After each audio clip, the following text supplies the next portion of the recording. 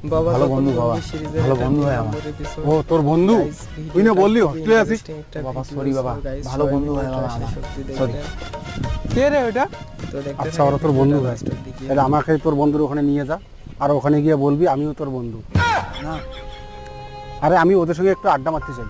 না বাবা, এই কাজ করা যাবে না বাবা। বাবা বাড়ি যাও, এই কাজ করা যাবে না। আয় চল। আই হ্যালো, কেমন আছো? কে ভাই এটা?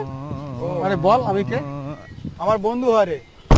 বন্ধু হয়, আয় বস। বসো বসো।